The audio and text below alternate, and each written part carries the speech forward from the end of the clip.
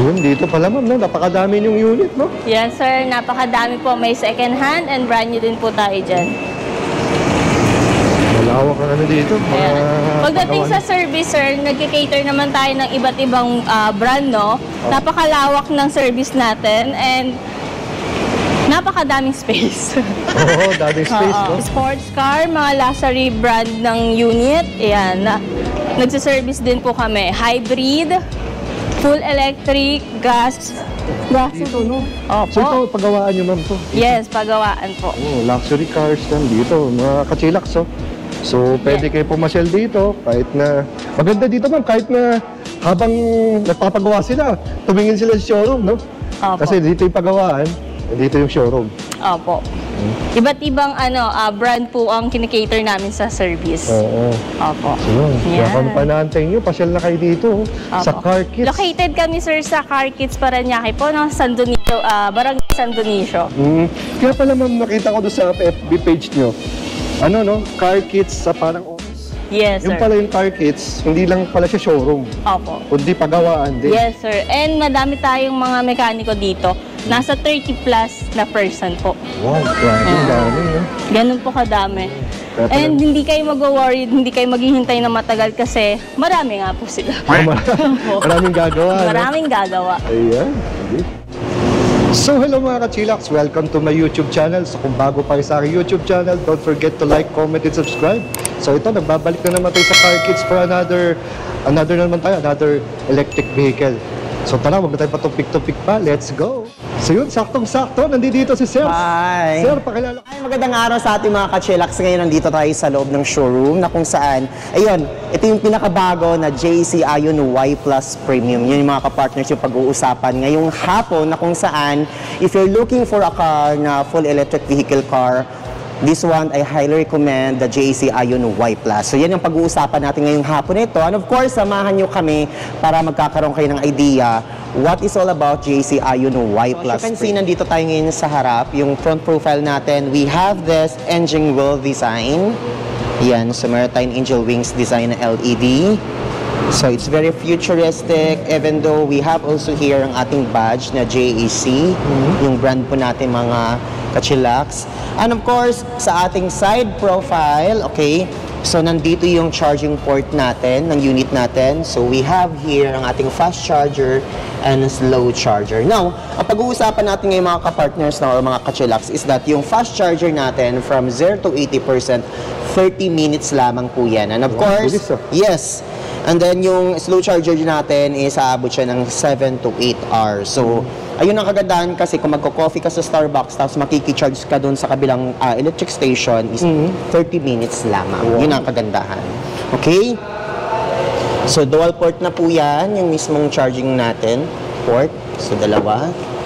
So yung sukat ng gulong natin? Yeah, we have this 18 inches alloy wheel. Ayun po yun. So, okay naman siya pagdating sa kalsada since it's also a higher ground clearance na rin, sir. So, yan po yun. And then, mas maganda din ang sa loob nito pagdating if you're looking for a car na sobrang spacious. Of course, nandito tayo sa ating back profile. So, makikita natin yan mga ka-partners. We have this badge. Okay? So, pansin nyo dito, makikita nyo yung skylight tailgate natin. So, skylight tailgate yes, skylight po yan. So, as you can see, talagang visible kapag gabi. And of course, nandito pa rin sa atin yung badge ng JAC and then yung variant natin na Aion. But then again, this one is Aion Y Plus Premium. So, top of the line to mga ka-chillax. Oo. Now, ang maganda dito kasi pag once binuksan natin mga ka-partners or mga ka-chillax is that automatically, pag once in-unlock natin yung sasakyan ng automatically electronic door handle siya. So, automatically magpa-pop up siya. Ayun. Ayun. So, ano pa ba yung pag-uusapan natin? Of course, later on, pupunta tayo sa loob to check kung gaano talaga kalaki yung space.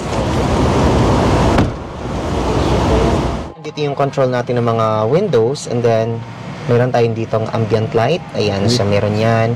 And see, nandito tayo sa ating mismong cluster. So, most of it ang makikita natin dito mga ka-partners, yung speedometer natin.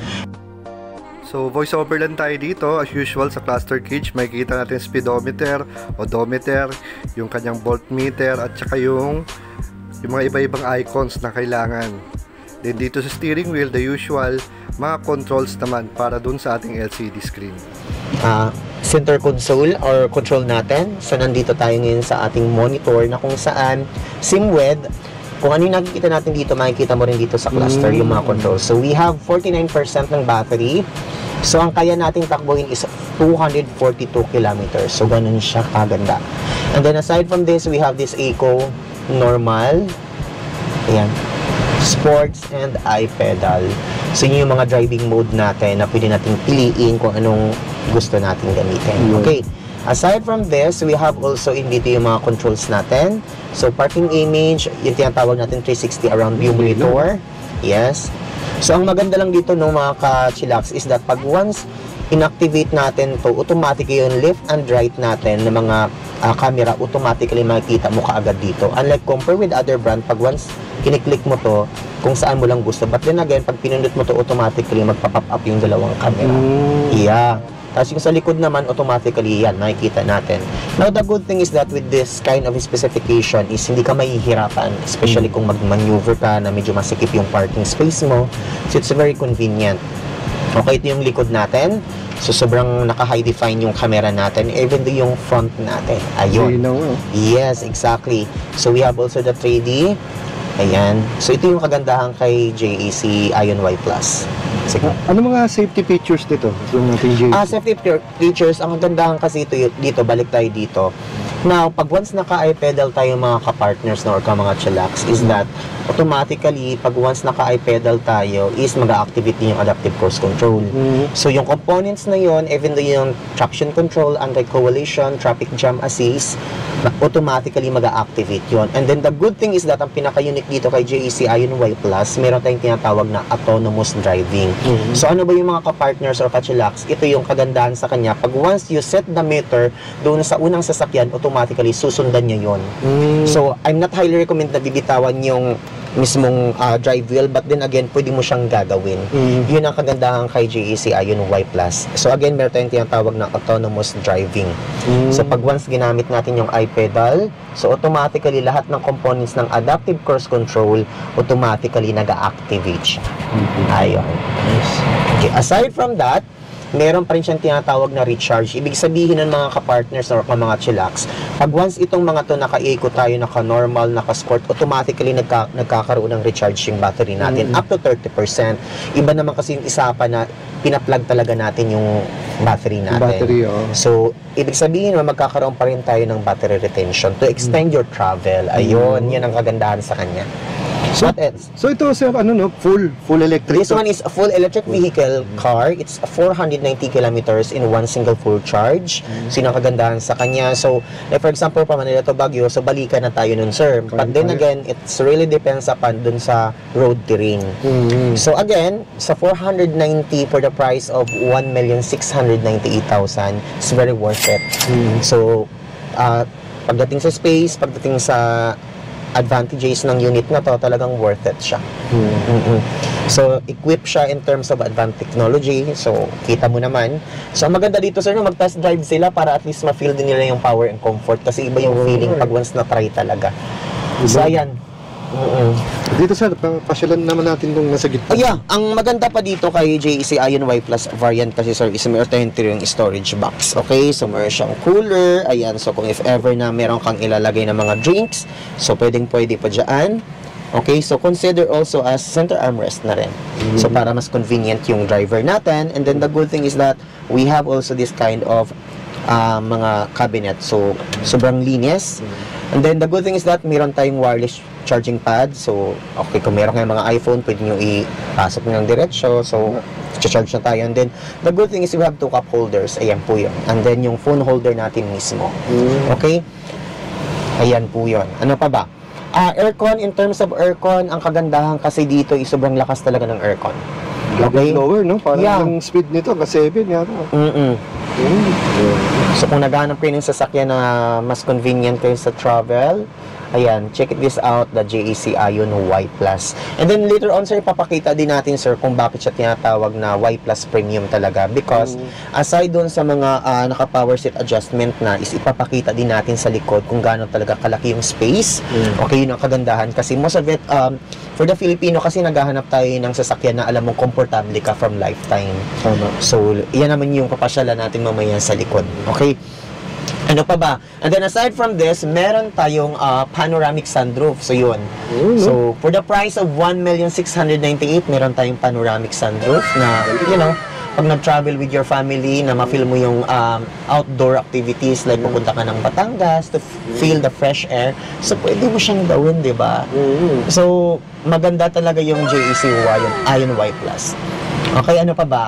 So, ito depende naman din sa user kung i-close niya o hindi. But then again, kung ang concern natin is mainit, but don't worry mga ka-chillax, is meron naman tayong ditong panoramic curtain. So, depende na yan sa inyo kung bubuksan. But then again, maganda lang kasi dito, pag once nakabukas ang ating panoramic sunroof, mas magiging mas malaki yung unit. So, sa likod tayo, Okay. grabe space dito. No? Ngayon mga ka-chillax, no, nandito tayo ngayon sa ating passenger side. So, unang-unang makikita mo dito mga ka-chillax is that in terms of legroom, sobrang lawak niya. Kaya, So, mga ka-chillax, nandito tayo ngayon. Okay, of course, ang maganda lang kasi dito, we have this 90-degree open-wide na door. So, if in case meron kayong member of the family na medyo masakit yung tuhod, ang sa kanya lang kasi is very convenient kung ikaw ay humakbang diretso kasi nga yung pintuan naka-open. Now, the good thing is that yung mismong flooring natin sobrang flat. Okay? So, dito naka-place yung ating battery. So, we're using 2.0 battery magazine. And then aside from that, we have also the aircon vent sa likod, okay? And then meron pa rin tayong charger, okay? Para at least mas convenient sa passenger natin pag nag-travel tayo ng malayuan. Okay. And then, aside from this, we have also here ang ating mismong center armrest and cup holders. So imagine if you travel with your loved ones na medyo malayuan, napaka-convenient sa kanila para at least makapag-lie pa sila ng mismong kamay nila. At saka meron tayong cup holders. So overall, in terms of space, talaga naman, you have to check it out, the JEC Ion Y Plus Premium. Ayan. Now, with this, the JEC Ion Y Plus Premium is meron tayong power tailgate para at least mas convenient sa inyo. So, ayun po yon. And then, pagdating naman sa trunks, mga ka-chillax, no, sobrang laki din ng space ng ating trunk. So, pwede kayo maglagay ng mga regular to average sa mga luggages, kung meron kang ilalagay. And of course, bihira to sa mga full electric vehicle na meron tayong spare tire. Sana all. ay, ito yung spare tire. Yun ang kagandahan sa kanya. For this, the JEC Ion Y Plus Premium variant is meron siyang included na spare tire. Compare with other brand, wala talaga siyang kasamang spare tire. But pag sinabi nating full electric vehicle, Kaya nga. car, yan. So ano pa ba? So, this variant naman is meron siyang talagang kasama na spare Sir, tire. ano ba pwedeng i-Waze o i-Google Map para madaling makita itong location nyo? Ayun mga ka-chillax, so kung interested po kayo bumisita sa ating showroom, we are located at number 89 in Aquino Avenue, corner Pilay Street, Barangay San Dionisio, Parañaque City. All you have to do, you can Waze the LTO Parañaque. Yung po yung malapit kami doon, makikita nyo naman ng Carkets Motor. So kung interested po kayo dito to test drive with JEC Ion, all you have to do is you can call my number at 0995-7719-600 or you can follow my Facebook page at JEC Ion Parañaque by Nash D. Garcia. Ayun, maraming salamat mga ka-chillax. Once again, ayan, magandang araw sa ating lahat.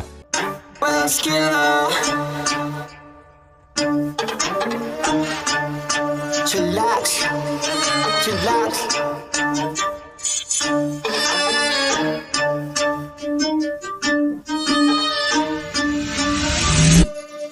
Kapag si Tito Well nag-demo, kitang-kita mura presyo. Lahat kalidad, hindi invento, trabaho pero tao-tao. Bago ilapag dapat kalidad, di lang basta pamato. Lahat detalye makukuha, di lang basta panalo. Kapag si Tito Well nag-demo, kitang-kita mura presyo. Lahat kalidad, hindi invento, trabaho pero tao-tao. Bago ilapag dapat kalidad, di lang basta panalo. Lahat detalye makukuha, di lang basta panalo.